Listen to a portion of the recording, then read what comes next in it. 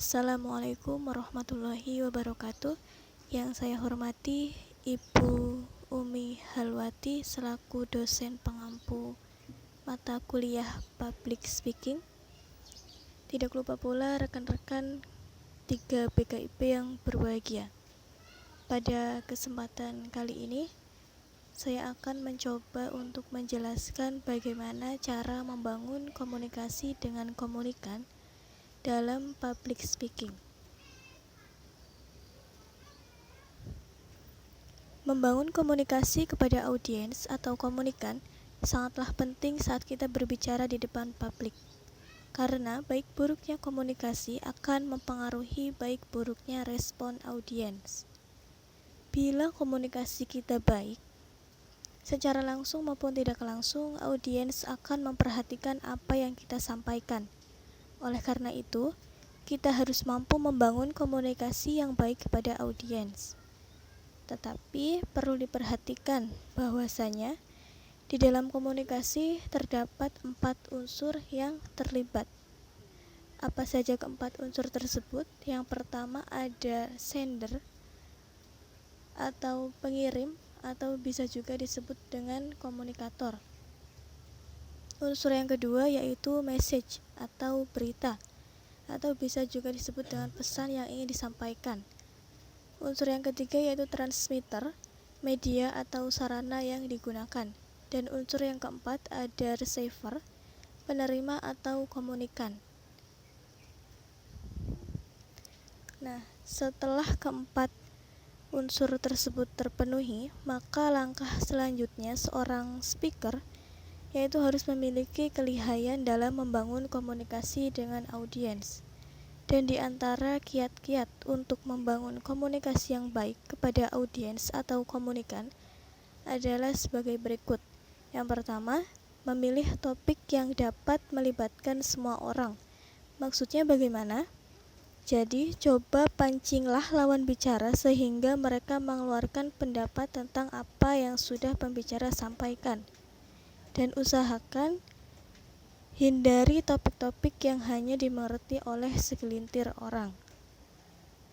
Cara yang kedua, meminta pendapat lawan bicara. Nah, setelah menentukan topik pembicaraan yang dapat dimengerti oleh semua orang atau banyak orang, dan kemudian speaker memulai dengan memberikan pendapat. Sekarang saatnya bagi pembicara untuk meminta pendapat mengenai topik yang sedang dibicarakan. Sebagai contoh, menurut Anda atau menurut saudara-saudara, apa itu komunikasi? Nah, contohnya seperti itu. Kemudian, cara yang ketiga yaitu membantu orang yang paling pemalu dalam kelompok.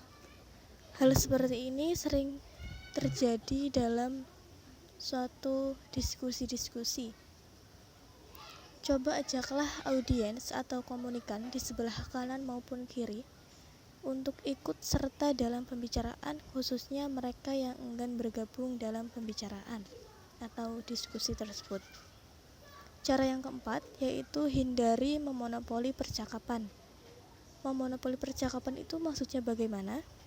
Nah, di sini kesalahan yang sekaligus menjadi hambatan bagi speaker adalah pembicara tersebut sebagai public speaker itu terlalu asik sendiri sampai-sampai beliau memonopoli percakapan sehingga mengakibatkan pembicara itu tidak dianggap sebagai seorang yang berbakat, justru dianggap sebagai orang yang menyebalkan.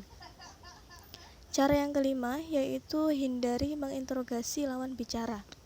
Nah, di dalam suatu acara tertentu, pembicara itu harus mengingat bahwasanya dia itu tidak sedang melakukan persiapan menulis karya tulis ilmiah yang membutuhkan data yang sangat akurat, sehingga pembicara tidak perlu mencari tahu segala hal tentang orang yang sedang diajak bicara tersebut.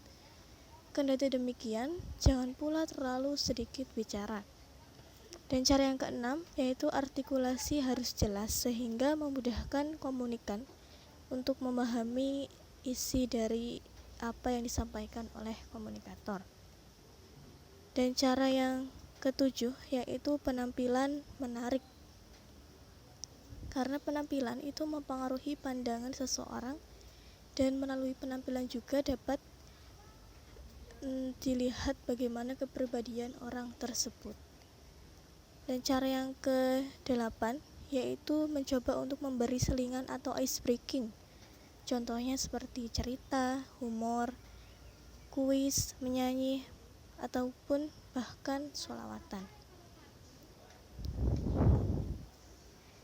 Ya, kiranya cukup sekian yang dapat saya sampaikan. Kurang lebihnya mohon maaf.